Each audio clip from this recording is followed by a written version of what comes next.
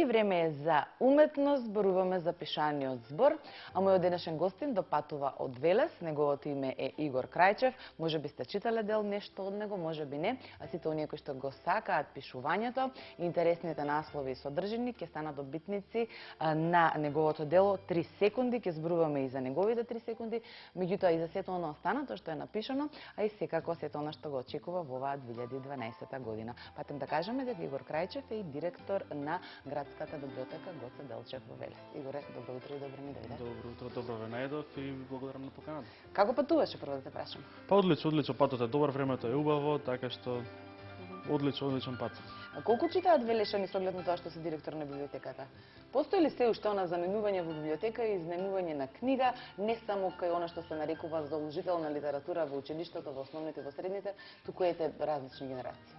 Па да, вака морам да најпрво да кажам дека кога почнав да се занимавам со пишување, имав еден став за читателската публика, сметав дека читателите многу не се заинтересирани за книгите и дека писателството не е така исплатлива работа во Македонија, меѓутоа откако бев назначен како за директор на библиотеката, видов дека навистина имам огромен број на посетители во библиотеката и дека луѓето навистина и се информирани за она што е тренд, што е ново на пазарот на книгата, меѓутоа доаѓаат и се информираат, прашуваат, сакаат да знаат она што е актуелно и што е добро.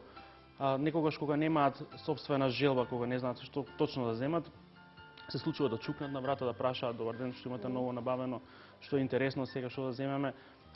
Нели, викаат за вкусовите не се дискутира.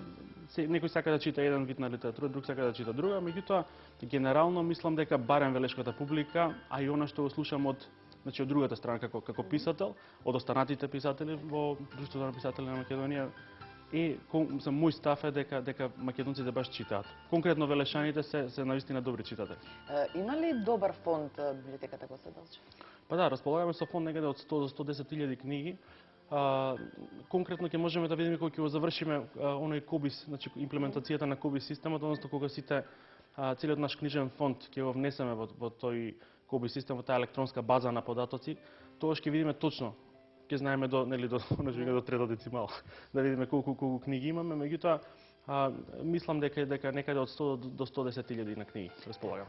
За нашите гледачи, може би знаат, може би не, само да кажеме дека ти, како Игор Крајчев, си автор на првиот епско-фантастичен роман, кој што е насловен како Војни и херои, кој што ќе доживее свое второ издание. Ајде малку за романот, чисто да ги потсетиме гледачите, како што ми кажа пред малку, тоа е нешто слично како Господар на прстењата. Да. Па да, видете, иако фантастиката не е непозната на македонската публика, знаеме дека уште Чинго во своите раскази ја имплементираше таа фантастика, и таа фантастика не е епска фантастика, туку повеќе на фолклорна фантастика, врзана за руралниот простор, за селото, помалку суптилна на моменти. Добро, сега во Влюбениот дух имаме и баш фантастика. Меѓутоа, Војни и херои е еден друг тип на роман.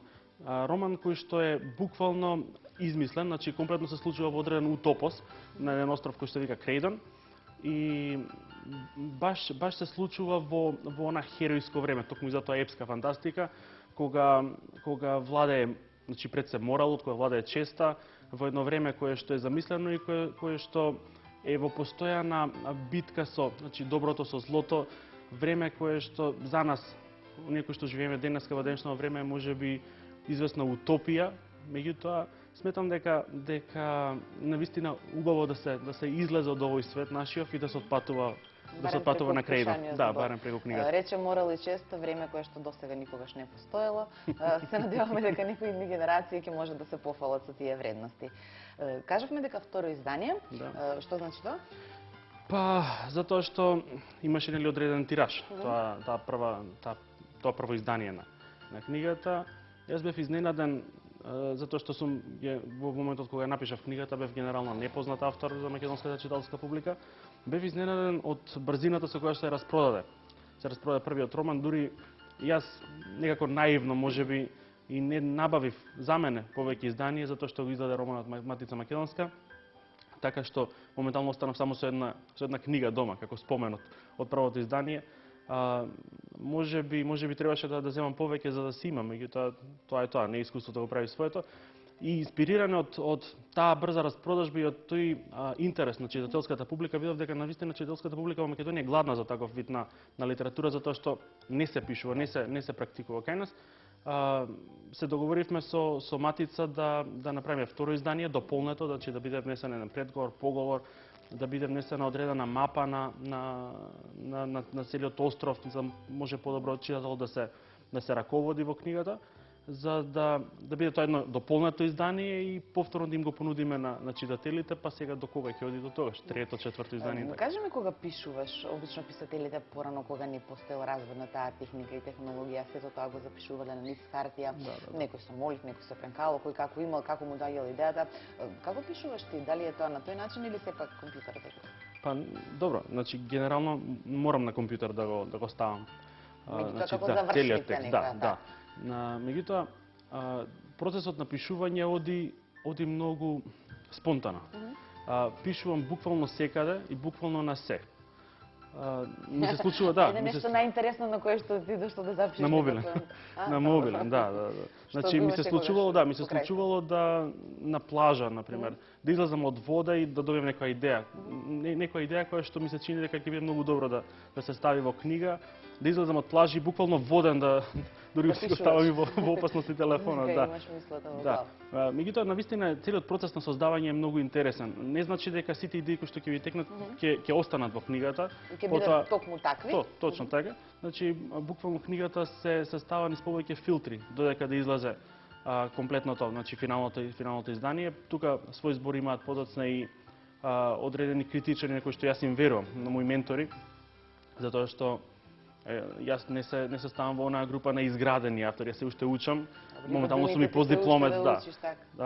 Значи постојат луѓе на кои што безгранично им верувам за кога е во прашање пишувањето, а се уште го печам занаетот, нели? И сметам дека додека можам да ги ползувам нивните услуги во смисла на совети, во смисла на некои препораки како да се одвива тоа дело. На некој добро искуство. Точно така. Можам да се потпрам на нивните зборови и да интервенирам во одредени моменти на книгата. Војни и херои нема многу такви интервенции. Меѓутоа, можам да кажам дека од финалниот производ кој што беше некаде 407 страни, првичната верзија беше 500. Така што едно 100 страни да се Па еве, 3 секунди. Финалниот производ е некаде на 130 страни распостелан.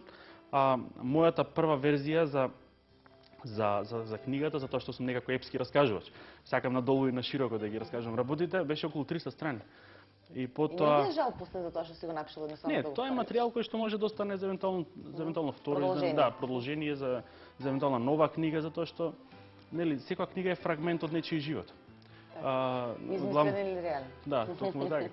И сега можете вие да направите и друга книга со слични елементи, можете да направите книга која што ќе содржи истите ликови, истите нивни судбини, меѓутоа не мора да биде продолжение.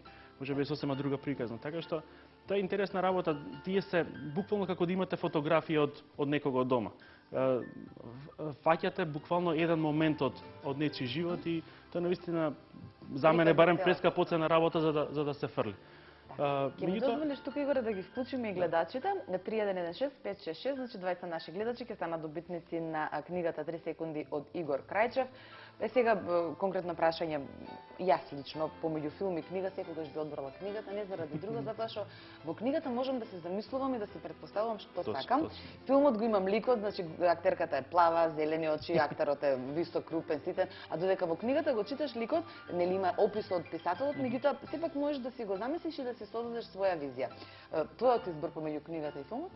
Секако книгата, значи разговараме со писател. Секогаш? Па генерално да. Например, јас како љубител повеќе кон книгата, меѓутоа филмовите колку се инспирација за книгата, затоа ти го поставив ова прашање. Добро, може да реалниот живот и случките или некој имагинарен свет кој што беше и нели како причина за ова дело за кое што зборувам дека доживее својот втори издание. Секако. Па добро, видете, значи филмот може да послужи како еден вид обука на авторот за да добие некои нови идеи, затоа што секогаш буквално кај писателите се остава на нивната имагинација.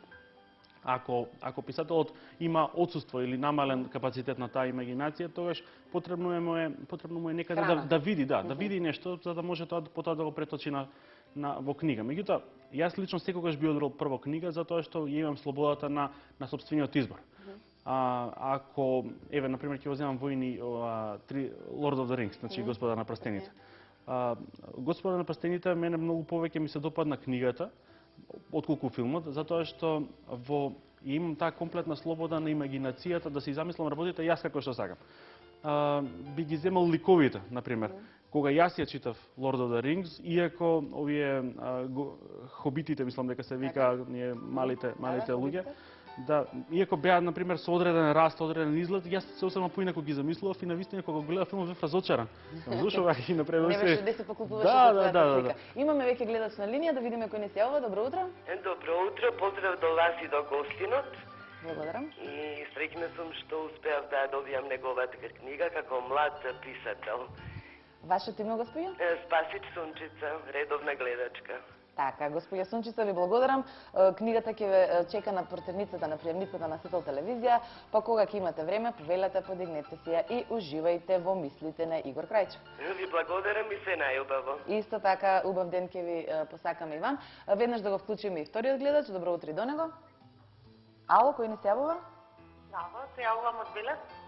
Од Велес, кој ни се јавува од Велес? Поздрав до Игор, Гордана на телефон. Така, Гордана, дали го познавате лично Игор? Да, лично се познаваме. Дали сте прочитале дел од она што тој напишал? Па, почнав да ја читам оваа книга, меѓутоа не беше моја, ја вратив и сега ја имам можност да ја добијам. Така, бидејќи сте од Велес, вака ќе направиме, за да не ве ставаме во трошок да доаѓате овде, Игор лично и со свој подпис ќе ви ја врачи книгата, може така? Да, мило ќе ми биде да ја имам и со неговиот подпис. Така, поминете во библиотеката, еве како што ми сигурира Игор, и таму ќе го најдете и него и книгата. Гордана, ви благодарам за тоа што не следите. Поздрав до вас и да сите велешани се најдобро. Игоре, да се вратиме сега на она што те очекува во април. Да кажеме само дека си член на Друштвото на писателите на Македонија и имаш можност да заминеш во Канада на македонско-канадски ден на покана на конзулот Ѓурчевски. Да. Значи, тоа е еден настан кој што по прв се случува оваа година. Имено се работи за манифестација која што организира Македонскиот конзулат во Канада заедно со Сдруженијето Македонска нација.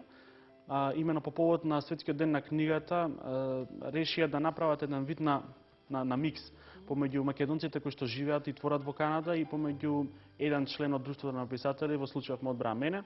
Ме поканија да учествувам таму и навистина со нетрпение очекувам да отидам таму и да видам како. Да. Не само поради патувањето, туку поради оној можеби како кажам спој на две култури. Затоа што се работи за иста нација, се работи за исти јазик, се работи за луѓе кои што имаат исто можеби генетска предиспозиција исто за творење, меѓутоа условите, значи различните култури, ќе настане спој на култури, јас многу го сакам тој мултикултурализам. И навистина со нетрпение очекувам да видам како ќе се одвива таа средба, размислувањето за творештвото, да видам како условите можеби на тоа општество им овозможуваат да творат или да не творат, дали се покреативни, дали не се. Значи навистина со нетрпение очекувам таа манифестација и да видам како ќе се одвива понатаму. И што само за крај, твојата креативност и создавањето секој ден на нова мисла, на нова реченица, го имаш континуирано во текот на сите 365 дена. Рековме досега 3 дела, што е она следно кое што треба да го очекува читателската публика? Па сега моментално ја завршувам мојата магистарски труд и некако го ставив на стендбај ова пишувањето, иако работам на уште едно дело, тоа е втор дел продолжение на Војни и херои, значи повторно на епската фантастика се навраќам, меѓутоа решив затоа што премногу долго го одлагам магистерскиот труд и неговото бранење, решив додека не го завршам тоа не се навраќам, иако сепак имам еден издувен вентил, еден филтер, спишувам и поезија, значи сум редовен учесник на Рацинови средби, на Караманови средби, на Гарличките средби, така што поезијата ми е еден вид на начин за креативно да се изразам себе си, кога сум настрана од пишувањето од романите.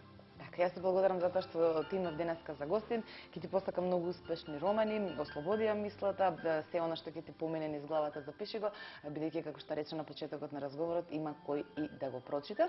И ќе ти посакам освен пред твоето име она МР, во иднина да има и ДР. Да, се надевам. Поздрав и убав викенд. Да, ви благодарам. Во продолжение, кога сме кај